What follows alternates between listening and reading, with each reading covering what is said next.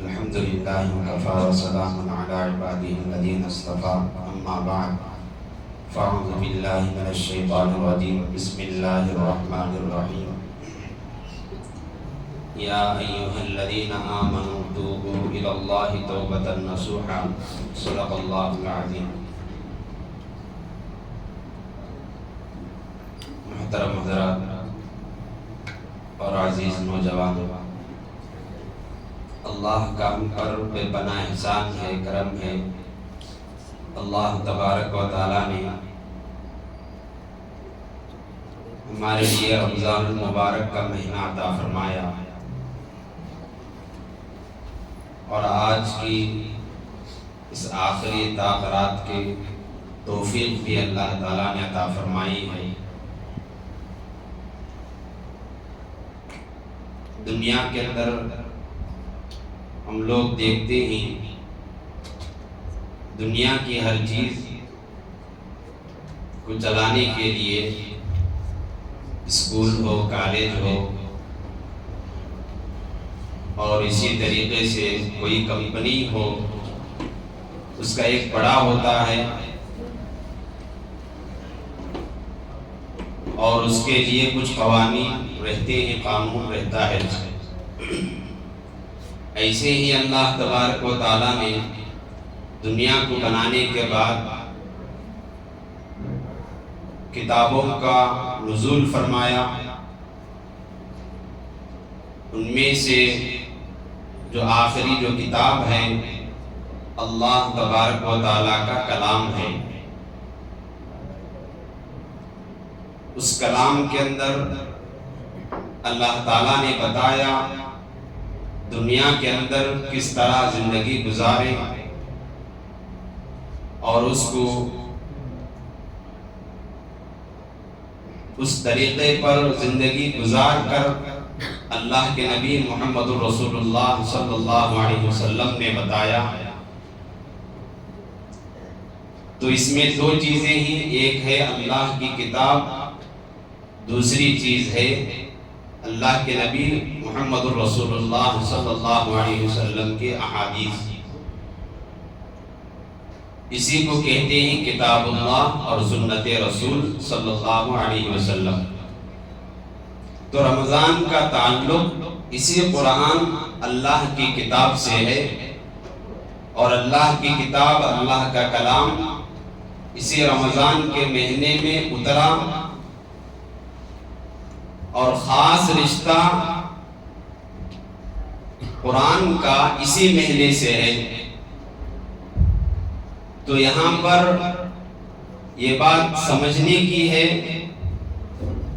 رمضان کا مہینہ روزوں کا مہینہ، رمضان کا مہینہ تراویح پڑھنے کا مہینہ، رمضان کا مہینہ واجب الفطر جماعت کے ساتھ پڑھنے کا مہینہ، رمضان کا مہینہ آخری 10 دن اعتکاف بیٹھنے کا سنت جو ہے وہ مہینہ، رمضان کا مہینہ سحری افطاری وغیرہ کا مہینہ۔ تو ساتھ ساتھ رمضان کا مہینہ قرآن کا مہینہ۔ تو قرآن اللہ کی کتاب ہے، اللہ کا کلام ہے۔ اللہ کا کلام پڑھنا واجب ہے، اللہ کے کلام کو سیکھنا واجب ہے، اور اس کا پڑھنا واجب ہے۔ واجب چیز کو ادا نہیں کریں گے اس کا گناہ بھی ملتا ہے۔ تو آدمی خوش نصیب ہی وہ لوگ جنہوں نے شروع سے لے کر آخر تک اس رمضان کے مہینے کے اندر تراویح کا اہتمام کیے، قرآن مجید کی تلاوت کیے اور قرآن مجید کا سننے کا اہتمام کیے، وہ لوگ خوش قسمت ہیں، خوش نصیب ہیں، کیونکہ انہوں نے قرآن کریم کی تلاوت کرنے والوں نے تلاوت کیا، سننے والوں نے سنا اور سنت کا اہتمام کر لیا۔ تو یہاں پر بات یہ سمجھ میں آتی ہے چاہے وہ آدمی کتنا بڑا ہی کیوں نہ ہو اور وہ بچہ کیوں نہ ہو، دونوں کے لیے قرآن کا سیکھنا واجب ہے۔ قرآن نہیں سیکھیں گے، قرآن سیکھنے کا اہتمام نہیں کریں گے اور قرآن سیکھنے کی طرف کوشش بھی نہیں کریں گے، اللہ کے پاس پکڑے جائیں گے۔ حضرت امام محمد رحمت اللہ علیہ، حضرت امام اعظم ابو حنیفہ رحمت اللہ علیہ کے شاگردوں میں سے ہی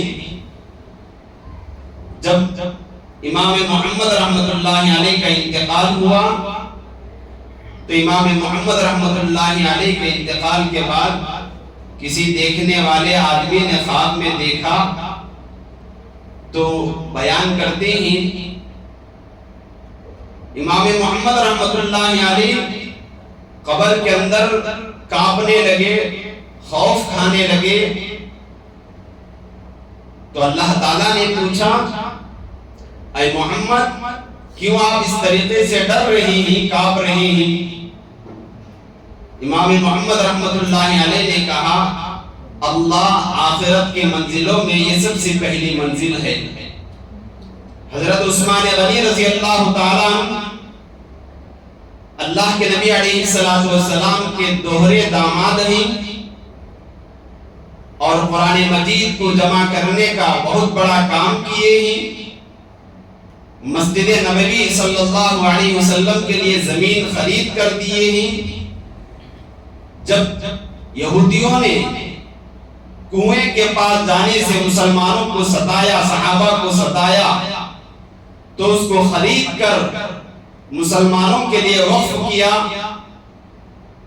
ایسے عثمان غنی رضی اللہ تعالیٰ عنہ خود فرشتے کہتے ہیں عثمان کی حیا پر ہم بھی حیا کرتے ہیں۔ ایسے عثمان غنی رضی اللہ تعالیٰ عنہ جب قبر کو دیکھتے تھے تو بچے کی طرح بلبلانے لگتے تھے، اپنی داڑھی مبارک پر ہو جاتی تھی آنسوؤں کے ذریعے سے۔ صحابی نے پوچھا اے عثمان کیوں اس طرح سے رو رہے ہیں؟ عثمان غنی رضی اللہ تعالیٰ عنہ نے کہا یہ آخرت کی منزلوں میں پہلی منزل ہے، پہلی سڑی ہے، یہاں پر کامیاب ہو جاتے ہیں، مابقیہ منزلیں بھی آسانی کے ساتھ آدمی پار کر لیتا ہے۔ اس قبر کے حوالے مجھے بھی ہونا ہے، آپ کو بھی ہونا ہے۔ پیغمبر دنیا کے اندر آئے، یہ موت کا مزہ ان کو بھی چکنا ہوا، صحابہ آئے، تابعین آئے، ائمہ آئے، اولیاء کرام آئے، قیامت تک جتنے انسان آئیں گے سب کو موت کا مزہ چکنا ہے، دنیا چھوڑ کر جانا ہے۔ یہ ہری بھری جو چیزیں ہیں ان کو اپنے سانسوں سے، اپنے آنکھوں سے اور اپنی جسم سے، ہر چیز سے علیحدہ کرنا ہے۔ تو سب کو یقین ہے، ہر مذہب والا، ہر دھرم والا اس بات کو مانتا ہے، اگرچہ اللہ کے ایک ہونے میں، دو ہونے میں، تین ہونے میں دوسرے مذاہب والے اختلاف کرتے ہیں، لیکن موت کے بارے میں کسی کا اختلاف نہیں۔ ہر آدمی کو یہ دنیا چھوڑ کر جانا ہے۔ تو یہیں پر سمجھ میں آتی ہے بڑے بڑے صحابہ موت سے اور قبر سے دیکھ کر ڈرتے تھے، روتے تھے، بلبلاتے تھے۔ تو حضرت امام محمد رحمت اللہ علیہ نے کہا اللہ یہ آخرت کے منزلوں میں پہلی منزل ہے، مجھے ڈر لگ رہا ہے، خوف ہو رہا ہے۔ اور امام محمد رحمت اللہ علیہ تھر تھر کانپنے لگے ہیں۔ امام محمد رحمت اللہ علیہ کوئی سود کا کاروبار نہیں کیے تھے، امام محمد رحمت اللہ علیہ کوئی دھوکے کا کام نہیں کیے تھے، امام محمد رحمت اللہ علیہ کوئی رشتوں کا، بھائیوں کا، بہنوں کا میراث کے اندر جو وراثت ملتی ہے اس کو ہڑپ نہیں کیے تھے۔ امام محمد رحمت اللہ علیہ قرآن کے پھیلانے کے اندر اپنی زندگی کو وقف کیا تھا. امام محمد رحمت اللہ علیہ احادیث سے مسائل کو نکالنے کے اندر اپنا وقت کو خرچ کیا تھا. تو اللہ تعالیٰ نے کہا اے محمد اگر تمہارے سینے کے اندر ہم قرآن کو نہ دیتے، اگر تمہارے سینے کے اندر جو قرآن کو رکھے ہی اگر یہ نہ رکھتے تو شاید کہ ہم عذاب کے اندر مبتلا کر سکتے تھے. ہم نے تمہارے سینے کے اندر قرآن رکھا اس لیے کہ ہم تمہیں عذاب سے دور رکھتے ہیں. تو بات یہ سمجھ میں آتی ہے جس سینے کے اندر اللہ کا کلام ہو وہ سینہ اور سینے سے جڑی ہوئی ہر چیز اللہ کے عذاب سے دور رہتی ہے. آج اسی سینے کو ہم لوگ کلام اللہ سے دور رکھتے ہیں، اللہ کی کتاب سے دور رکھتے ہیں. ناولیں ہمیں پسند آتی ہیں، فلمی باتیں ہمیں پسند آتی ہیں، کرکٹ کے میدان کی باتیں ہمارے سینوں کے اندر رہتی ہیں. دنیا کی ہر چیز کی باتیں ہمارے سینوں کے اندر محفوظ رہتی ہیں، ہمارے عقل کے اندر محفوظ رہتا ہے. لیکن مجھے بتائیے اگر کوئی مسلمان فکر کر رہا ہے، انگریزی تعلیم کی فکر ہے، اگر کوئی مسلمان کوئی باپ فکر کر رہا ہے اپنے بچوں کی اپنے بچیوں کی اعلیٰ سے اعلیٰ تعلیم کیسے دلوایا جائے، بڑی سی بڑی ڈگریاں کیسے حاصل کروائی جائیں، چاہے کہ اس کے پیچھے ہزاروں لاکھوں روپیہ خرچ ہو جائے. آج کے زمانے کے اندر ایک چیز ہم لوگ بارہا دیکھتے ہیں سنتے ہیں کہ ہماری لڑکیاں مرتد ہو رہی ہیں. آج ہماری لڑکیاں اسلام کو چھوڑ کر غیر دراہیم کے اندر جا رہی ہیں، مذاہب کے اندر جا رہی ہیں. جب آدمی اس کو دیکھتا ہے ذہن کے اندر سب سے پہلے یہ بات آتی ہے بہت بڑا کام ہو گیا، اتنی لڑکیاں ایسی ہو گئی ہیں. لیکن یہاں سمجھنے کی بات ہے والدین کی ذمہ داری ہے، ماں باپ کی ذمہ داری ہے، بڑوں کی ذمہ داری ہے.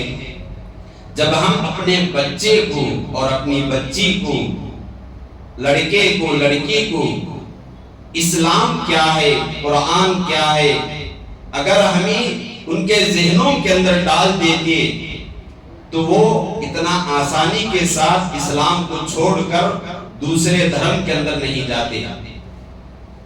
اور اس کے اندر اور ایک چیز ہے، افسوس اس بات پر ہے جب باپ اپنے لڑکے کو اپنی لڑکی کو اسکول کے اندر بھیجتا ہے، کالج کے اندر بھیجتا ہے تو سب سے پہلے یہ سوچنا چاہیے کہ میرے بچہ اور بچی کے ذہن کے اندر اسلام اور کلمہ، قرآن، احادیث یہ چیزیں کتنی بھری ہوئی ہیں اور یہ کتنی چیزوں سے میرا بچہ واقف ہے.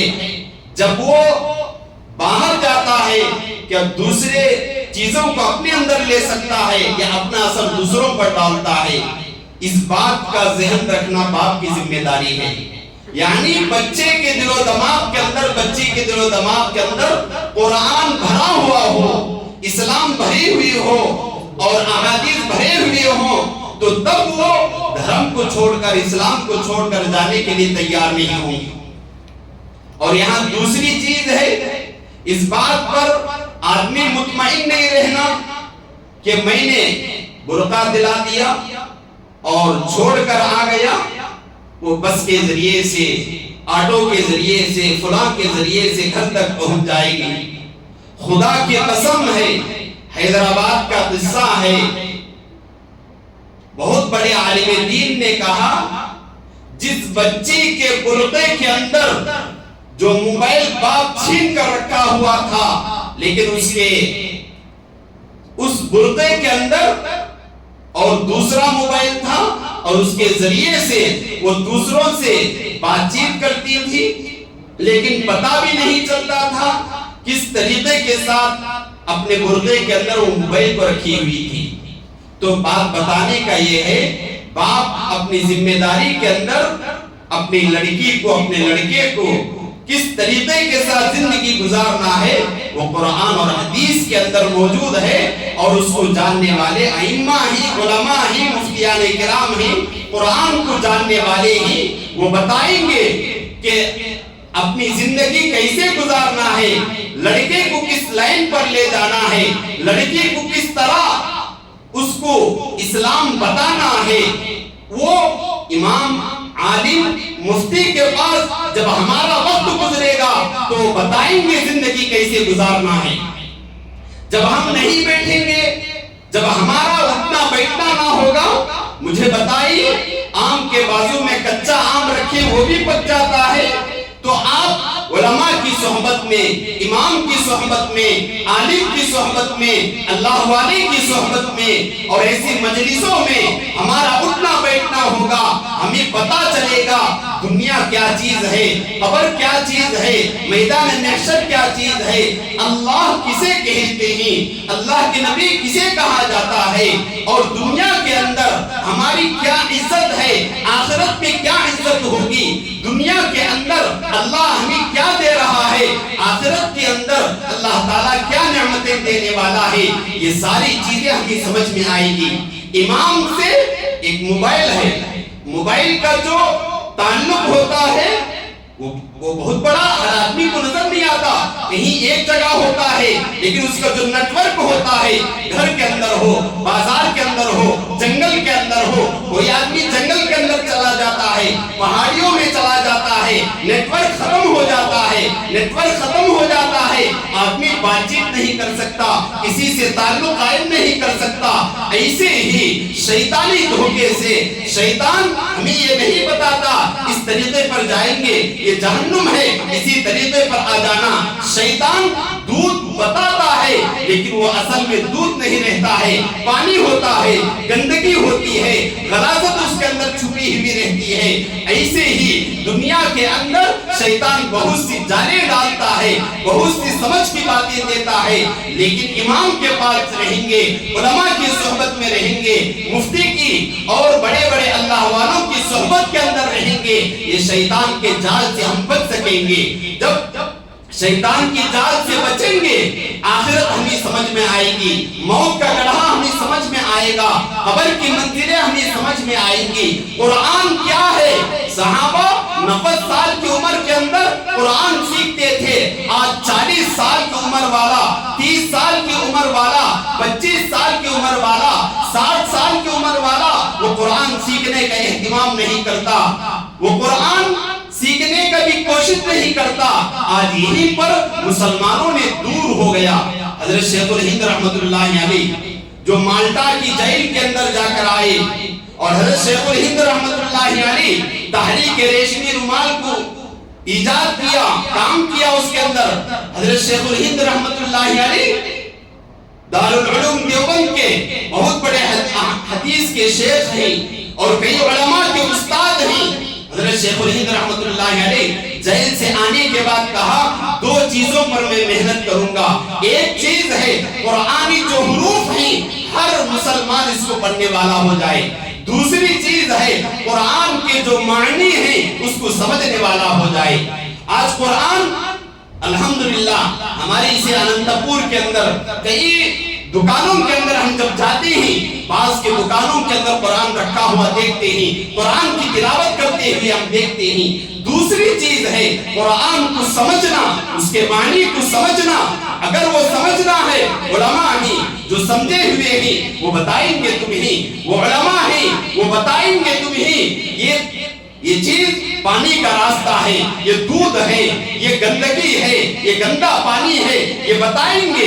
اگر اس کے بغیر ہم قرآن کو سمجھیں گے، اسلام کو سمجھنے کی کوشش کریں گے، کلمے کو سمجھنے کی کوشش کریں گے، آخرت کو سمجھنے کی کوشش کریں گے، خدا کی قسم وہ آدمی دھوکے کے اندر ہے، اور وہ آدمی اپنے آپ کو اپنا دوسرا کلمہ سمجھنا چاہتا ہے، اپنا دوسرا قرآن سمجھنا چاہتا ہے۔ وہ اللہ کے نبی محمد رسول اللہ صلی اللہ علیہ وسلم جو بتائے ہیں، قرآن کو سمجھائے ہیں، وہ قرآن وہ سمجھنا نہیں چاہتا ہے، وہ کلمہ وہ نہیں سمجھنا چاہتا ہے، وہ اسلام وہ نہیں سمجھنا چاہتا ہے۔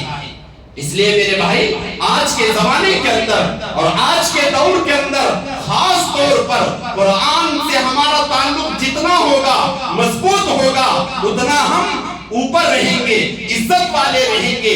ہماری قوم عزت والی قوم ہے۔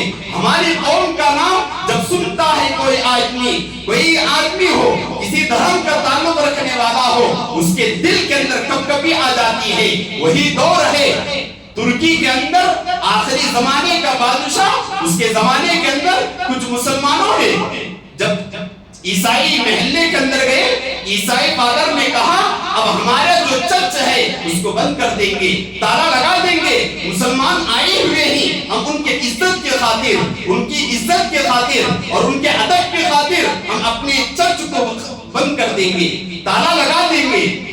یہ عزت ہے مسلمان کی۔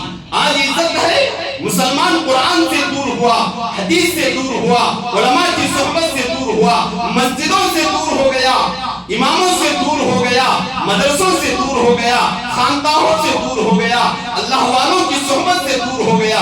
آج مسلمان کی حالت ہے اسے دکان نہیں دیں گے کرائے پر، اسے مکان نہیں دیں گے کرائے پر۔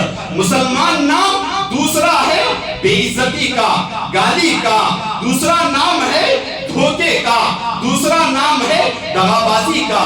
آج دنیا کے اندر چل رہا ہے۔ کیوں؟ ہم نے قرآن کو چھوڑ دیا، حدیث کو چھوڑ دیا۔ جب قرآن کو چھوڑا، اس کے معنی کو نہیں سمجھے، اس کے حرف کو پڑھنے کی کوشش نہیں کیے، اللہ تعالیٰ نے بھی ہمیں ذلیل کر کے رکھ دیا۔ اس لیے آج اس بات کی ضرورت ہے۔ امام محمد رحمت اللہ علیہ سے اللہ تعالیٰ نے جو کہا تمہارے سینے کے اندر کلام ہے، ہم تمہیں عذاب نہیں دیں گے۔ بھائی ہم عذاب سے، رمضان کا مہینہ ہے، قرآن کا تعلق رمضان سے ہے۔ آج تراویح شاید کہ آج آخری تراویح ہو، کل ہو یا نہ ہو اس کی کوئی گارنٹی نہیں۔ آج آخری تاخیرات ہے۔ رمضان کے مہینے کے اندر ٹوپیاں ہیں، مابقیہ زندگی کے اندر ٹوپی سر پر ہونی چاہیے۔ رمضان کے مہینے کے اندر ڈر ہوتا تھا روزے کی حالت کے اندر ایک قطرہ پانی، ایک لقمہ کے دانے کے اندر تھوڑا لقمہ بھی اندر چلا گیا ہو، بھول کے ذریعے سے امام کو فون کرتے تھے، عالم کو فون کرتے تھے۔ ایسے ہی ہو بہو اگر زندگی کے اندر خدا کی قسم ہر چیز پر عالم کی صحبت کے ذریعے سے، اس کے رائے کے ذریعے سے اسلام کو سمجھنے کی کوشش کریں گے، ہم دنیا میں بھی کامیاب ہو جائیں گے، آخرت میں بھی کامیاب ہو جائیں گے۔ عالم صرف ایسا ہی نہ سمجھیے، حافظ کو اتنا ہی نہ سمجھیے۔ حافظ کا مقام، عالم کا مقام بہت اونچا ہے، بہت اونچا ہے۔ کتنا اونچا ہے ہم لوگ اگر سمجھنے کی کوشش کریں گے۔ ایک حافظ کے جو پڑھنے والا جو طالب علم جاتا ہے، اس کے پیروں کے تلے فرشتے اپنا پر بچھاتے ہیں۔ ڈگری پڑھنے والے کے لیے، انجینئرنگ پڑھنے والے کے لیے کیا اس کے پیروں کے تلے اللہ کے فرشتے پر بچھائیں گے؟ اس کی کوئی گارنٹی نہیں ہے۔ حدیث کہتے ہیں تو میرے بھائی اتنا بڑا مقام ہے طالب علم کا، عالم کا۔ ایک عالم کا آرام کرنا ہزاروں کتنے اللہ والوں کی جو جاہل علماء رہتے ہیں، جو جاہل اللہ کے والے رہتے ہیں، ان سے بہتر ہے۔ آج مسلمانوں نے ان دو چیزوں سے، قرآن اور علماء کی صحبت سے دور ہو گیا۔ آج مسلمانوں کی حالت ہی ایک دم بالکل الگ ہو گیا۔ آج غیر قوموں کے اندر جو دوسرے لوگ ہیں ان کا بہت بڑی عزت کی جاتی ہے۔ تو بہرحال مسلمانوں ہم قرآن سیکھنے کی کوشش کرنی ہے۔ دوسری چیز ہے علماء کی صحبت ہے۔ جس طرح رمضان کے مہینے کے اندر ہم نمازوں کا اہتمام کرتے تھے، روزوں کا اہتمام کرتے تھے، قرآن سننے کی کوشش کرتے تھے، ایسے ہی مابقیہ زندگی کے اندر بھی ہر چیز پر علماء کی صحبت میں رہ کر اپنی زندگی کو گزارنا ہے، ورنہ شیطان کے دھوکے کے اندر آ جائیں گے، اس کے جال کے اندر آ جائیں گے۔ جب اس کے جال کے اندر آ جائیں گے تو شیطان آرام سے ہمیں جہنم کے دروازے پر لا کر کھڑا کر دے گا۔